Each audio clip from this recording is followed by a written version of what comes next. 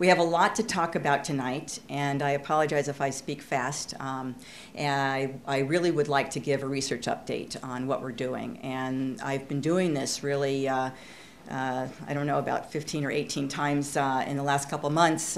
We actually did it. We're on our worldwide tour, which has now brought us to New York, and then in a couple days we're going to Boston. But the purpose is really to spread hope and to let you know what's going on and let you know that research is happening. And for those of you who follow the research, you know this last couple of years has been a real great time for researchers to start getting together and actually talking. And so we're trying to facilitate that. So I'm going to talk a little bit about the illness for those of you that may not be familiar with the illness as much as those who live with it. But most of what I'm going to talk about is a research update. So myalgic encephalomyelitis, chronic fatigue syndrome. Yes, a horrible name. So we call it ME/CFS for short. And someday we hope to give it a new name and be able to help call it something that defines what this illness really is. But the biggest problem is most people don't know anything about it. So as you know, it can strike anybody at any time. Our daughter had sudden onset, so we didn't know what it was. And she was fine at 8 o'clock in the morning, and at 8:20 she was sick, and she's been sick for 11 years. As we know, there's no actual diagnostic test, there's no FDA-approved drug, and there's no cure at this point. But in 2006, they actually said the level of disability for ME/CFS is comparable to MS, to AIDS, to end-stage renal disease. I mean, this is a really horrible chronic illness, as you all know. The Institute of Medicine was hired by the National Institute of Health and the CDC to do a study. It took about a year and a half and about $1 million or so. They were told to take a look at this disease and see if it's a real disease, see how widespread it is. And they obviously came up with the fact of ME/CFS is a chronic, serious, complex, multi-system disease. So this is the National Institute of, this is the Institute of Medicine. The National Institute of Health in 2017, which is now, says that they recognize and emphasize with people suffering from this, and we aim to change that, says Francis Collins, the director. So now they have started in NIH, and probably most of you are aware, internally NIH is doing some studies right now on ME/CFS for the very first time, which is very exciting. They've also released a few grants for this, but realistically they've put about $13 million to this per year, which we need over $250 million per year to try to find what's going on here. But at least it started, and research is starting at the government level. So what does ME/CFS feel like? Most of you know this already, but just to kind of review, when we actually had some patient forums that people threw out some symptoms, we actually made a chart, which was too big to bring today, which had literally 60 different symptoms on it. So this illness has some particular symptoms that help diagnose and clinically diagnose this illness, which are the ones I've listed here today, but really other people have many, many more symptoms. So just to touch on a few of them, of course, debilitating fatigue, post-exertion malaise, which is worsening of symptoms after any type of exertion, physical, cognitive, emotional effort, unrefreshing sleep. You go to sleep. If you can sleep, you wake up, you feel like you haven't slept, you feel like you need to sleep again. Cognitive impairment and brain fog, incapacitating migraines and dizziness, POTS, orthostatic intolerance. From the young people that I meet, orthostatic intolerance is probably one of the main reasons that they're homebound, which is because they have to stay in a horizontal position or they get dizzy or feel worse when they sit up. So they have to stay lying down most of their time. Widespread pain and chronic infections. So if you imagine the worst flu you ever had, that never goes away, this is kind of what it might feel like. On the severe side, there's about 20–25% of patients that are on the severe side of this horrific illness. And this is Whitney Dafoe. This is our director of our scientific advisory board, Ron Davis, and Janet Dafoe's son, Whitney. Whitney is one of the severest cases that I have seen, and he can't communicate, he can't talk, he has no language, he can't eat, he's fed by tubes, and he has to have, he has sensory sensitivity as well, so he has to be in a darkened room, and he can't have sound. He basically is just living in his bed, if you call that living at all. So end of the story, of course, is we have got to find a cure to help all of these people who live these lives and really have no life at all. He was an award-winning photographer, loving life and traveling the world, and now he lies in his bed. So it's a huge impact for everybody. It's a huge impact for caregivers. It's a huge impact for the patients. So the government reports have come out that there's about 2.5 million people in just the United States if we're calling just ME/CFS.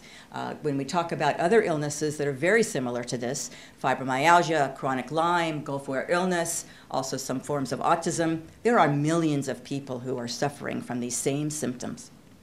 About 20 million people worldwide with ME/CFS. There's probably 50 to 100 million people if you add up all these other illnesses with people who have these similar symptoms. Numbers that have come out in some literature and with the government, 80% of the people are unable to work, unable to attend school, 25% entirely housebound, many of them are bedbound, 90% are not correctly diagnosed or not diagnosed at all. There isn't a way to diagnose this. So most people don't even know they have this. So a big push that if people have certain symptoms, we want them to know that this is a biological disease and this is what they have. So many people have these illnesses that are told they're not sick, or they have these illnesses and the doctor said, I don't know what you have, and they're homebound and they're not able to work and they don't even know what they have. There is no diagnosis. We need to change that. It's a huge economic burden, over $24 billion when you just talk about medical bills, productivity, caregivers who can't work because they have to take care of loved ones as well. It's much more than $24 billion when you add that all up together. And similarities with the other illnesses, which the good part of that is that the research that we are doing right now and the treatments that will come out of this will hopefully help the symptoms of all of these other similar illnesses. So hopefully with the research that we're doing and looking at the molecular level of this, we will be able to help people that are suffering from many, many illnesses. And yes, it's underfunded and under-researched. So what are we doing to change all this? We have it called the End ME/CFS Project and other chronic complex illnesses, but it's too long to put on a logo. So I started the Open Medicine Foundation because what we saw with our daughter was nobody was working for a cure. Researchers were not talking. Nobody was sharing information. And so somebody needed to do something to step up to make this happen. And so as a parent, when you have a sick child, you think, oh, somebody is researching it, the government's researching it. I'm sure there's answers. I need to find out. I'm sure that there's more out there than I know. I need to find a doctor to help cure my daughter.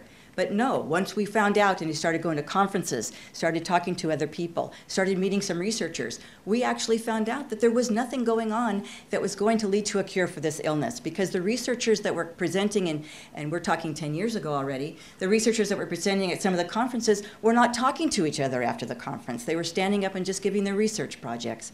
So we started the foundation to be able to raise enough money to bring people together to share openly. So Open Medicine Foundation only funds researchers that share information. And we have on our website our data up there so that researchers can sign on, look up the studies that we've been doing and look up information and share the information. And we got people together in August, we'll talk about in a minute, to sit down at the table and talk about what they're doing. Not what they've published, but what research is going on. So our goal, of course, is to find a diagnostic test so we can diagnose people and talk about the same subsets. There may be different diagnostic tools that we need to use for that.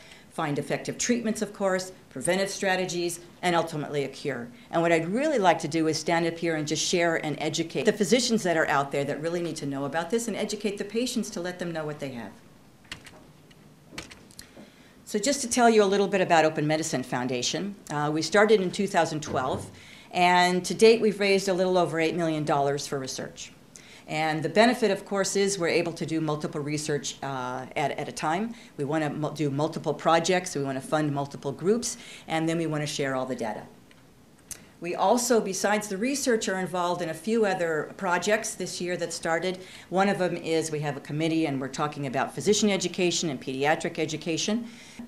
And we're doing a school accommodation project where we're trying to educate and figure out the paths to educate schools so they can give accommodations to kids who are chronically ill. We're starting a physician data project. We have a wonderful group called Statisticians Without Borders that has joined our team to gather data from physicians that are treating patients. And what we're going to do is gather the way that the tests that are ordered, the treatments that are given, and literally document them and look at them in the computer to be able to gather information on what tests are given and what treatments are given, and look at this statistically between all the physicians that we're working with right now. So this has just started, and we're just starting with our first physician. We have Open Medicine Foundation is funding interns now at Stanford and at Nova Institute, where we want to introduce researchers and young researchers to this field. And we have 2 at Stanford right now. We have 1 for summer and 1 for full-time almost, and at Nova Institute with Nancy Klimas. And we're very excited about that. We've done it in 2015 and 2017, and we'll continue it next year. In GuideStar, we have platinum status. We have great nonprofit designation the last 3 years as top rated. And the NDEMI CFS Tour is really what we concentrated on today, was sharing our hope and sharing our research updates. And our outreach is in over 90 different countries. And something exciting that we did the last 2 months is we now have a whole group and committee of translators, and we're translating it now. The translators are translating it now in over 13 different languages. So when we send out information and we send out hope and we send out our newsletters, we send it to our translation team. They translate it in these different languages, and then we put it back on our website so people in different languages can now learn what's happening all over the world. And we have a whole team in right now 13 different countries, I believe it is, and they're translating it in their language, which is really exciting. So we have an open, unique model. And again, we set this up so that people would share in an open environment. I got together with Dr. Ron Davis. And Dr. Ron Davis, as many of you have heard and seen in some of our information, he's the director of the Stanford Genome Technology Center. And in 2013, he was literally called one of today's greatest inventors. And his team is working tirelessly, of course, for a cure for this. He has a sick son, I have a sick daughter. We're in this just to find a cure, not just to do research projects and not just to fund publications. We're trying to find a cure and find effective treatments for this illness. Dr. Davis brought on to our board, our scientific advisory board, 3 Nobel laureates and 6 members of the Academy of Sciences and top leaders in their field. Right now, this is our group on our scientific advisory board, and yesterday, you're the first to hear this. We haven't announced it yet, but Jonas Bergquist from Uppsala University in Sweden has joined our team. So we'll add another face and expertise to our team, and we're very excited about that. This group of people got together, and we had our symposium in August called The Molecular Basis of ME/CFS. And we got together with about 30 researchers from all around the world. We had people from Australia and Sweden and Canada and United States, different states, of course. And we had about 300 attendees at our community day, which was open to the patient population, and we live streamed it if you hadn't seen it. And it is available on YouTube for free, or if you'd rather watch it on DVD, you can sign up on our website and purchase the DVD. But it's free on YouTube if you'd like to watch the symposium. There's a few pictures. That's Ron Davis on the top left, if you haven't seen his picture. And in the center is some of our scientific advisory board that got together for the picture. And these are just some pictures of some of us in action there. On the bottom right is my husband and I. This was at the symposium. These are other pictures that we had. Our science meeting on the right. We basically sat around a round table, and which was wonderful because people just talked about ideas and they shared ideas, and somebody would state something and they say, wait a minute, I have a question. And this is really the way to figure out and research an illness. Get people talking, get people sharing, and get people openly sharing with each other. In the center is Mario Kopecki. He's a Nobel laureate out of University of Utah that's on our team. And on the bottom right is the team together, and it's growing all the time. And so we are inviting other researchers that, again, want to share their results and, again, want to sit down at the table with us, where this team is growing all the time. We'll probably have another one of these next year, and it'll be probably much bigger than this. So for the research update, I will talk a lot about what we're doing, and then I'll talk about where we're going.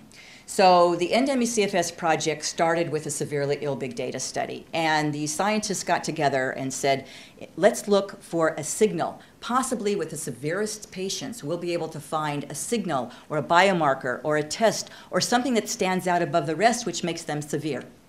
So we did about 1,000 different tests on patients. We actually went to their homes. They were severely ill, bedridden, and we did 20 different patients, sent 4 medical personnel to their homes, collecting body fluids, doing medical assessment, doing clinical assessment, and did a lot of different tests. And you can imagine how many time points and how many test points there are that we have to analyze. So then we had to develop a data platform to analyze all this data. So now we have that, and they're looking at this data now. And it'll be billions of data points because it includes a lot of genetic testing as well. And we'll go over a couple of the things that we've seen. Part of the End-ME CFS project also was a metabolomics validation, which I'll go through what that means. And we have some innovative, cost-effective technologies from Stanford. That is one of the most exciting things that's going on right now that we'll talk about. And then our next steps in launching this molecular study.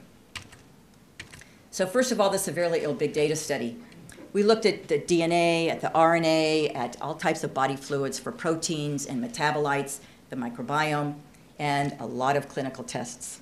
We now have a resource that's available for all researchers to look at, so they don't have to repeat any of these tests. They now be available. If they want to see if something's high or something's low in these particular patients, they can take a look on the website and take a look at it.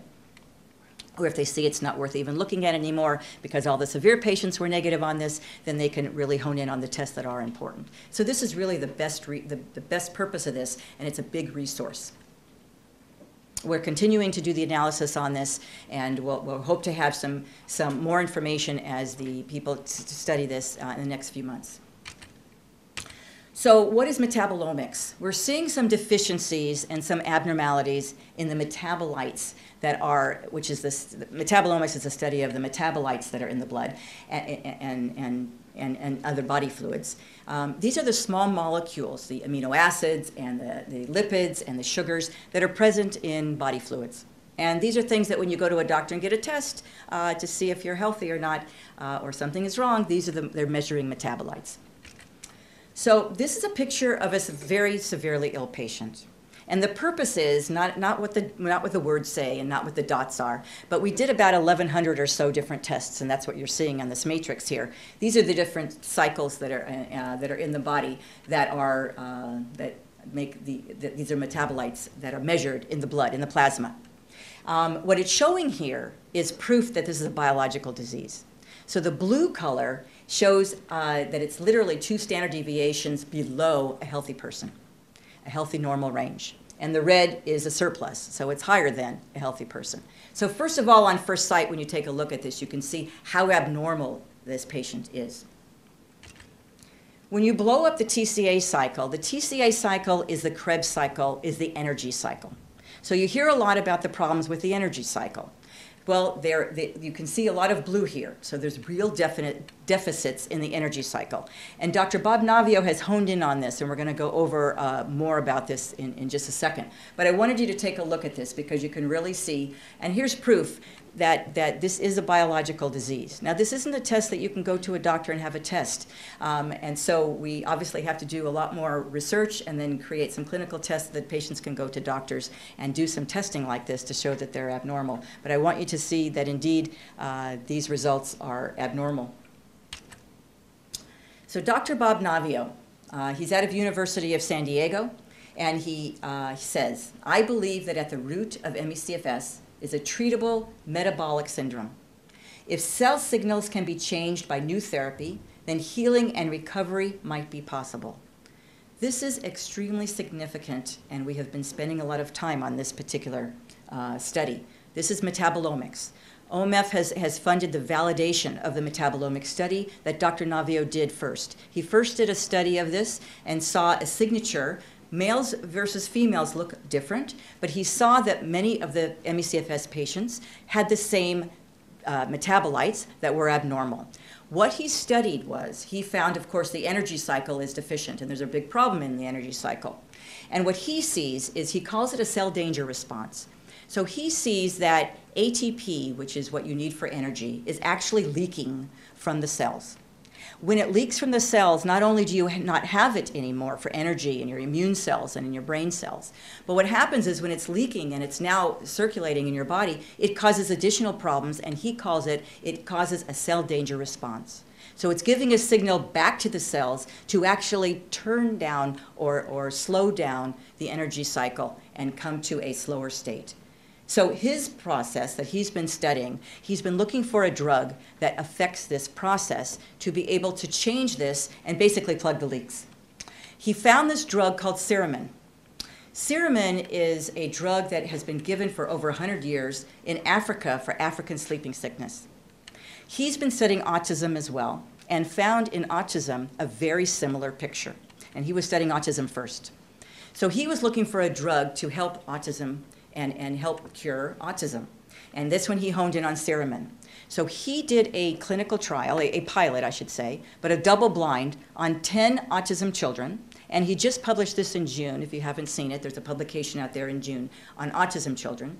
So he gave it to 10 autism children. He took 10 autism children. 5 of them he gave Seramin, 5 of them he gave placebo. Those 5 autism children spoke for the first time in their lives from 1 dose of this Seramin. The age of the kids were about 3 to about 13 years old. It was significant. The behaviors, the autistic behaviors of these children also improved significantly. Now, this was a pilot. So in order for the autism children to be given this drug, you have to do larger clinical trials, and this will be a bigger study that will definitely happen as soon as we have more Seramin available to do these studies. It's difficult to get Seramin. It is not an FDA-approved drug yet. It's been given for 100 years in Africa, but it's not here in the United States yet. It'll take about 1.5 years or so to get enough Seramin to kick in the next level of clinical trial for autism children. For ME/CFS, though, Dr. Navio understands. He's a metabolomics and a mitochondrial specialist. When he takes a look at the metabolism and the metabolomics, to him it looks similar. ME/CFS patients look similar to the autism. Therefore, he wants to do a Seramin trial on ME/CFS patients. Open Medicine Foundation is going to help him fund that. We want to kick this in as quick as possible to find out if it works on ME/CFS patients. It could be extremely significant. He just got FDA approval to go ahead and do this. We're going to do it on 10 patients, give 5 patients the Seramin, and give 5 patients placebo. It'll be a double-blind study. As soon as we fund it and he gets approval from Bayer, the manufacturer, he has a small amount of Seramin at University of San Diego, and he'll be doing this on 10 females that live in the San Diego area. We are really, really excited and hopeful. This could be really significant. It was in the autism world. I mean, it could be a miracle drug for autism. Well, it was for those 5 kids, obviously. So we were really excited to see what happens with this. So going on with some of the other types of research that's happening, we had the symposium, and some of these that I'm going to tell you right now are some of the other researchers that are in this space and what they're studying. Neil McGregor and Chris Armstrong came from Melbourne, Australia, and they're doing research also in metabolomics and genotyping in a predictive manner. They're looking to see what type of genetic makeup might predict this illness. And what's great is there's a lot of people doing metabolomics and looking at the metabolites, and so we're all comparing our data. Maureen Hansen out of Cornell University, some of you know, she's doing and studying disturbances in fatty acid and lipid metabolism in exercise research projects as well, and metabolism and metabolomics in patients, ME/CFS patients. Mark Davis is the director of the immunology department at Stanford, and he's part of our scientific advisory board as well. And he's looking to see if it could be an autoimmune disease. Everybody says, is this an autoimmune disease? So what he sees is he sees that T cells are actually showing some type of expansion, that he calls it, that are seen in infection and autoimmunity. So his next step is to see what are the T cells targeting. To him, it looks like the T cells are targeting one particular thing. They need to see what that is. But it is looking interesting in the immune side to see if the T cells are targeting one specific antigen. And they're researching that, and we're helping to fund that. Jonas Bergqvist out of Uppsala University in Sweden and Alan Light at University of Utah spoke about measuring autoantibodies in the plasma And Jonas Bergquist is also doing it in spinal fluid. We didn't see anything specific in spinal fluid that were the same over, I believe he did 17 patients, I'm not sure, but they are seeing things in the plasma. So they are looking more at autoantibodies, and we are stepping up and doing additional studies right now with more patients and looking at the autoantibodies to see if we see specific autoantibodies that are similar in ME/CFS patients. For cytokines, you've probably heard the word cytokines a lot in the last year. Some of the cytokines that are released in the plasma are increased. These are inflammatory cytokines causing an inflammatory type of symptoms. There's been some publications on that recently. Those are measurable. There's other studies that are being done, plasma immune signatures, elevated autoantibodies that we talked about, reduced natural killer cells we've known for a long time. Natural killer cells in the bodies are cells that actually attack viruses and cancer cells, and they've been seen to be low functional in many ME/CFS patients. The microbiome are the bacteria that are in the gut. And yes, a lot of people have gut problems. A lot of people have GI problems. And not everybody, but a lot of people. The gut bacteria also is involved in the immune system in a very big way. So if there's a problem with the gut bacteria, there's also a problem and seen problems with the immune system as well. So what they're seeing when they're studying the microbiome is what we call reduced diversity. And what that means is instead of a bacteria standing out that's causing this illness, instead what showed up was reduced numbers of reduced types of normal bacteria that are in patients that have ME/CFS. So you need normal bacteria in your body to be able to function normally and for your immune system to function normally. And what a lot of people are seeing when they're studying the microbiome are reduced diversity of this.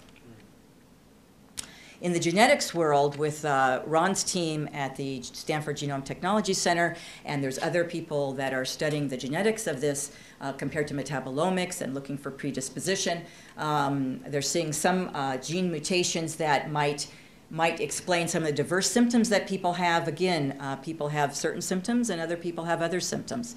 And some of those genetic mutations are showing up common in people that they're looking more at these mutations to see if they're separating people into different subsets. A lot of this research is being done at Stanford right now. Abnormal gene expression is seen before and after exercise. People are studying patients before and after exercise and actually looking how the genes actually express themselves. And they're learning a lot from this. I don't have any data to actually give you, but I want you to know that this is going on right now. So what's next? We're really looking at this molecularly. And what do we mean by that? We're looking for the root cause.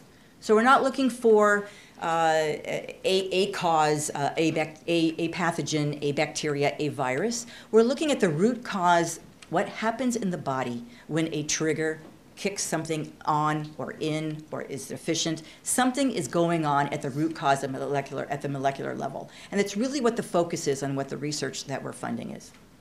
So there's one study that we're continuing to fund with families, and basically with families are taking a family with a family member that has this illness and studying the whole family. What is different? What is different in this family that this particular person is sick? So when they say multi-omics, what that means is proteomics, they're looking at proteins. Metabolomics, they're looking at the metabolites. Genomics, they're looking at the genetics. So they call it now omics. So Ron Davis and his team at Stanford are doing this with some families right now. So this is an exciting study that OMF is helping to fund. Metabolomics, the validation study, we're also adding genomics to it to take a look. Dr. Navio and Dr. Davis are working together with that. The immunology study that we talked about with the T cells and furthering that with Dr. Davis and Dr. Mark Davis. And developing a blood diagnostic and drug screening platform, Dr. Davis and his group, and we're going to go over that because it's very exciting stuff, and that's this. So they call it inexpensive disruptive technologies from Stanford, and this is what Dr. Davis and his team are really excited about. They develop these technologies so that they can set up technologies to do things much more cost-effective in any environment. And in this case, for ME/CFS, they have developed this tool, and they call it Lab on a Chip. And basically, it's these electrodes that they call it nanoneedles because they're very, very tiny little sensors. And it's measuring the flow and the current through these little nanometer things here. And there's in the top right corner, it's kind of what it is if it was blown up. But basically what it means is, if you take a patient's cells and you put it on this device, it has a certain flow to it from one side to the other that's measured.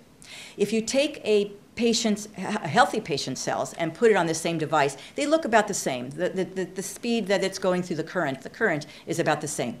But if you challenge the cells with salt, they try to mimic post-exertion malaise. So they tried to challenge the cell and see if they could measure something in the laboratory that would allow us to, number one, maybe diagnose a person who has this, and number two, see if they see a difference between people who have ME/CFS versus healthy. So what they saw when they challenged the cell, and it takes energy to be able to process this, they added salt. So they added salt to ME/CFS patient, and they added cells, and they added a salt to healthy cells.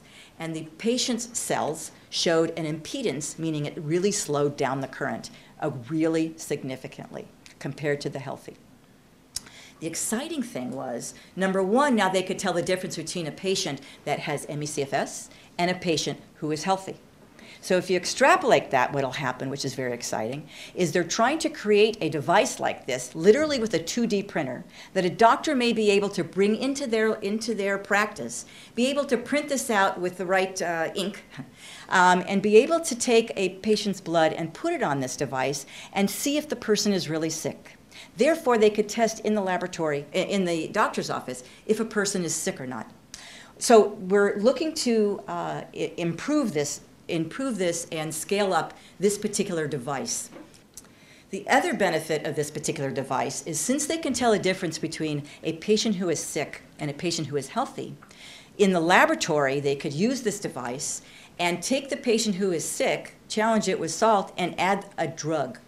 So we're going to be able now to test all FDA-approved drugs that they have, and they have them all at Stanford, so it makes it very simple and pretty cost-effective to be able to test appropriate FDA-approved drugs in the laboratory to see if they take the drug and add it to a sick patient's cell, add the salt, and put it on this little device and see if it reacts in a healthy way. So in the laboratory, this particular technology, which literally costs less than a cent, will be able to test drugs in the laboratory setting and take the drugs that look and are promising and do pilots with those drugs. That way, it's so much more cost-effective, so much faster, and we can focus on certain particular drugs that look like they're reacting in the laboratory and then test them in the patients. This is really huge. So what we're doing now is we're funding this technology development so that they can increase it and do 100 different patients at once on a larger chip, a larger lab chip, so that they can do 100 patients at once against drugs, so we can speed this up. Because otherwise, these little ones that you're seeing are one patient at a time, and that would take a long time to get data. So now they're developing it. We hired another person that's working on this. There's a few people working on this technology now, because this is really significant and will really help us get information in a very good, quick way. So everything that we're doing right now that I explained to you at Stanford and that OMF is funding, Stanford doesn't have any money for ME/CFS research, so Open Medicine Foundation is funding all of it. We don't have NIH funding. We have applied for grants, and hopefully next year maybe we'll get a grant. But everything that we're doing and everything that we're pushing forward is funded by our wonderful donors, some that are here today, and the worldwide patient community is funding this in the private sector, unfortunately. But we are moving ahead because we are raising money, and we hope to continue all of this research. And so Dr. Davis says, I think we can cure this illness. We are getting close enough to understanding the mechanism. Treating it would be okay, but we all want to cure it.